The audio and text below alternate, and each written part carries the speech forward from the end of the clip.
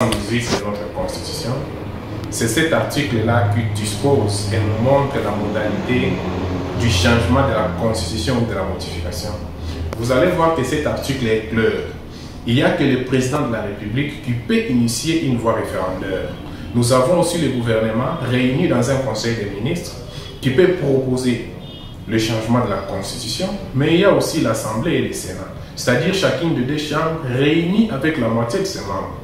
Maintenant, là, nous sommes en train de nous poser une question parce que nous, ce n'est pas seulement question de changer la Constitution, mais la question la plus principale que moi je me pose et que je pose à d'autres acteurs de la société civile ainsi que de l'opposition, c'est de savoir entre la souveraineté du peuple et l'intangibilité de l'article 220. Vous voyez, ce sont les deux petites questions importantes que nous devons répondre. Parce que la souveraineté émane d'abord du peuple. Et qui dit le droit? Les droits, c'est de l'attribut de la souveraineté d'un État. Alors la Constitution, la changer, la modifier, ce n'est que notre droit le plus légitime. Et la même Constitution a donné au président ce pouvoir-là. Alors je ne comprends pas pourquoi ça l'armait. Pourquoi chercher à faire des critiques autour de ça? Connaissant déjà qu'il y a une disposition que nous avons bien citée, l'article 218 de notre Constitution. Voilà.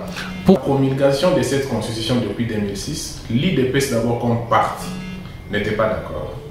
Pendant que les amis de la mouvance de l'époque sensibilisaient la population sur les votes qui s'étaient passés, les référendums, voter oui, voter non, l'IDPS demandait d'abord à sensibiliser, à vulgariser cette Constitution dans plusieurs langues, pour que les Congolais comprennent le contenu. Alors aujourd'hui, vous allez voir que ce n'est pas le cas. Bon nombre d'abord de Congolais ne connaissent pas le contenu de cette Constitution. Alors s'il faut la changer pour ces mandats ici, nous voulons faire des réformes. Et pour faire les véritables réformes, ça doit commencer par là. Voilà notre motivation. Et surtout au-delà de... Qui est touché en 2006, ça reste une constitution de belligérance où il y a un expert qui a prouvé qu'il y a plus de 30 à 40 articles qui semblent être suicidaires, notamment l'article 217, n'est-ce pas, de la Constitution par rapport à la terre et des pièges du néocolonialiste là-dedans. Donc, nous avons un problème de fond et un problème de forme. J'estime effectivement que c'est vrai qu'il y a une connotation quand le président le dit, beaucoup de gens pensent directement qu'il veut prolonger des mandats. Donc je pense effectivement que ça, il ne peut pas le faire et on ne doit pas le permettre.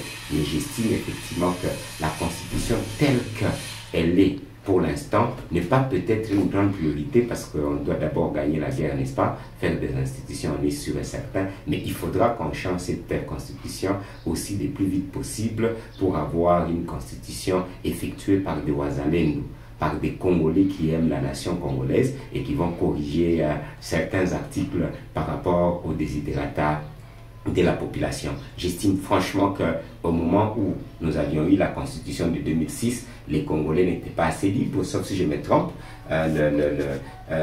L'Assemblée nationale n'était même pas été une sorte d'Assemblée nationale nommée, même pas vraiment élue. Donc il y a beaucoup de quoi. Nous pensons que le Rwanda a eu une main un peu